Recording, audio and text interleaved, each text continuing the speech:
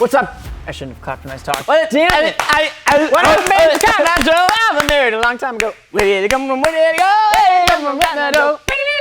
Hey, shut up! I'm trying to film. What's up, guys? Junior here with Fuller, bringing you what fits your 2010 to 2018 Dodge Ram 1500. Now, I already know you're typing the comment because you're like, you guys called it a Dodge in the title and it's not a Dodge, it's a Ram. Delete it. We already know, but there's a lot of people out there that don't know that Dodge kind of like went away and then they started making Rams and not Dodges and the name change is all confusing.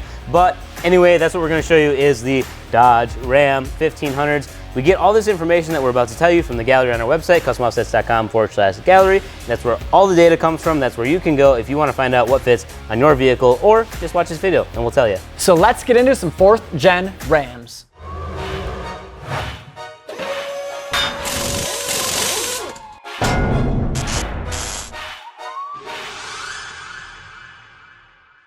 So we're gonna be bringing you guys leveling kits, small lift kits, and big lift kits. And our goal is to bring you these wheel and tire setups with minor plastic trimming. So the thing with Rams is they're way unlike any other vehicle on the market because Ram's like, hey, let's keep a circle wheel well so that we can actually fit stuff as compared to some of the Chevys that have square wheel wells and all the other different manufacturers out there. So although we always look for minor plastic trimming, a lot of times these Ram guys are getting away with no trimming. And no rubbing. Yeah. And it sounds like on the Rams, you can't really do a NorCal because of the way they're designed. There's just big enough wheel wells that you can fit huge wheels and tires and be good to go. The way they have the fender, it actually rolls over and is in front of the inner liner. So on like the Chevy trucks, you can go in there, smash the fender back and cover it with the liner. But on the Rams, the liner is behind the fender, so you're not able to do that. So let's get into it with the leveling kit. Now, leveling kit, 4th gen Rams, people are running a 20x10. And 20x10 is kind of a weird size because there's a lot of offsets that kind of fit in that range. You can go from a -12 all the way to a -24. Some companies have a -18, -19. But the most common we're seeing in the gallery is the -24 offset. So 20x10, -24. And then looking at tire sizes, I don't know why, but a lot of guys are running a 305/55. I don't know if it's because they're running the ATs. A lot of all-terrain tires still come in those metric sizes. A lot of your mud tires then start introducing the normal sizes, the 33/12.5s. So we're seeing a lot of 305/55s in the gallery. The main tire size we're seeing is a 33/12.5. So metric tires get kind of goofy, like what Jared was talking about, like the 305/55s. And just to expand on what you said, I think a lot of guys are running the street tire on these Rams that are level just because more of these guys like the street truck look. But if you don't understand metric tire sizes, because there's a lot of numbers that go into them, if you're on the website and you see a metric tire size, usually right underneath it, if you're in the gallery, it'll display you what it converts out to be. So like a 305/55 is what, a 32.4 by 12 point something. Yeah. You can get the exact numbers on the website. We're not that smart. He's not that smart. What the hell?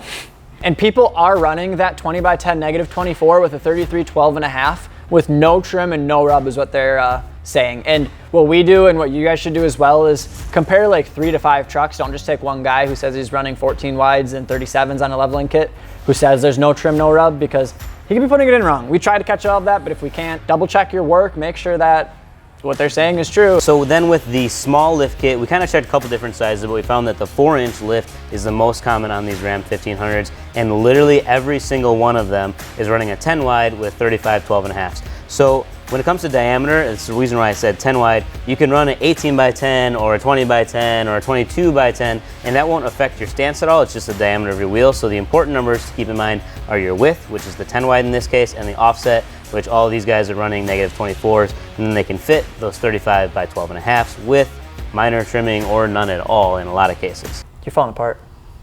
You're crying now. My He's body is crying. wrecked. Look at how emotional he is I about am. these 4th gen Rams, folks.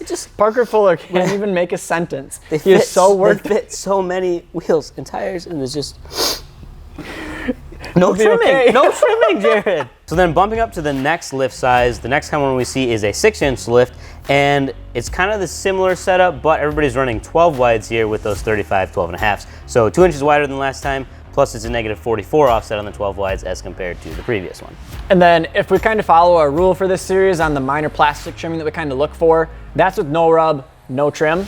If you go with minor plastic trimming then and then no rubbing, people are running a 37/12.5. It seems like a lot of people are just playing it safe, running a 12 wide and a 35. It's a super common setup, we get it.